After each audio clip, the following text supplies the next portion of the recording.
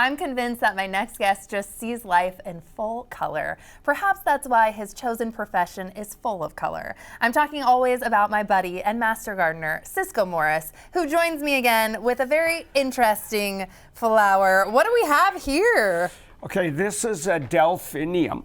Delphinium. This one's called Cobalt Dreams, but there's a lot. Royal Aspiration looks just like this, but it has black centers in the middle of the flowers instead of white ones like this. Oh, but, wow. And there's Dark Night with just dark blue. I know. What are some of your favorite varieties? Are those the ones? Those are my three favorites, but you go to the nursery, they may have a big selection of these. Wow. I have never seen this flower before.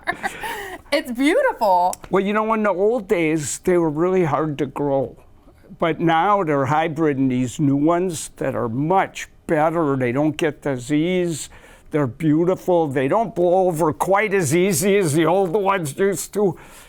So these new ones now, I really recommend everybody try growing delphiniums.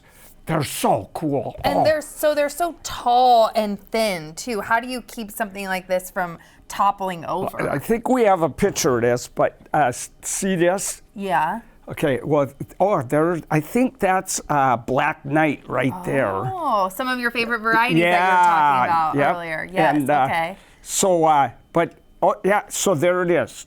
See that? So I put this down over the plant. It's got little legs, and the next picture I think will show what I do after that.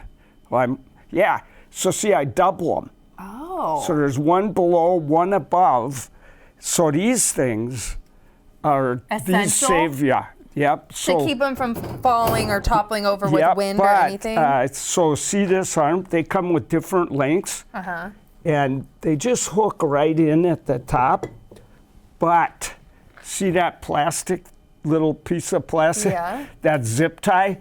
You have to zip tie them in. You do? If you don't, the first time the wind blows, the whole thing will fall apart. You're it's done game for. over. Yeah. So, but this, if you do that staking system, they'll last all summer. They're just spectacular. Although the blooms don't last all summer. That's one thing. Okay, and that's what you're going to show me today, right? Like the key to get them coming back every year. Yeah. First of all, never let them dry out.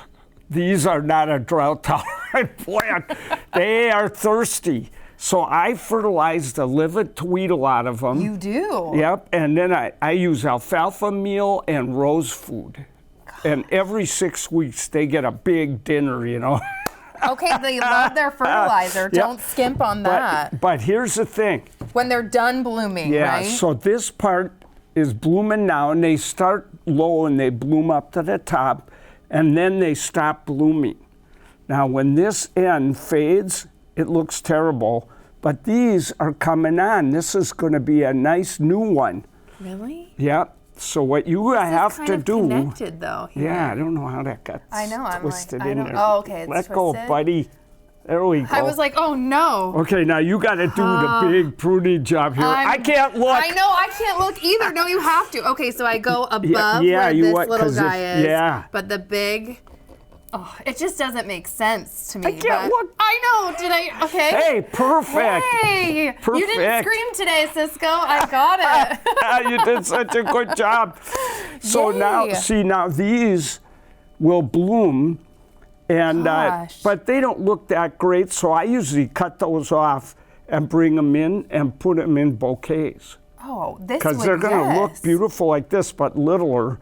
And then the whole thing stops blooming. These are done, or you've cut them off. Then you cut the whole thing down to the first healthy leaves at the bottom. And if there aren't any this high up, cut it right to the ground. Fertilize the livid tweedle out of it. And usually they come back and bloom a whole nother time. Spectacular. Do hummingbirds love this plant? I know you love hummingbirds, so we always got to talk about our hummingbirds. When I try and cut off the spent flowers, if these are starting to open, the hummingbirds are dive bombing me, They're just like, hey, wait, get away from our food, Yeah, they love these guys. Do they love sun too, or is this a shade plant? That's sun all the way. That's a great question. Yeah, these don't like shade at all. Oh. These like full sun. They want to be out in the blasting sun, well-drained soil. Okay. And maybe, mulch around them to preserve some of that moisture. Any other tips or things that we should be planting right now in our garden during this time? Oh, there's so many things to plant. Okay, we'll start listing. Give me some. 5. Salvia, those attract hummingbirds like nothing you've ever seen in your life. Cape fuchsia, which the only problem with it spreads a little too fast, but other than that, it's all right. Hardy fuchsia, best plant in the whole world, except for Delphinium. They're hearing you. Cisco, thank you so much. You're amazing. Oh, yeah, you betcha. And you've mentioned before that the kind of gardening products you use make a difference in your yard, both for care and convenience. Dram is a company. Dram pruners right here. And they make products popular with gardeners, including you, obviously. 2 new products Cisco uses in his yard. This post-mount impulse sprinkler that lets you attach the sprinkler to existing fence posts. Super versatile, so you can really cover an area. And another new product Dram and Cisco is excited about, the high flow twin shutoff. This lets you run one hose to one side of the yard and the other hose to another part of the yard. Or if you needed water to the front and the back of the house, Dram has you covered as usual. You can, of course, find all of these products online at dram.com. This portion of New Day Northwest is sponsored by Dram.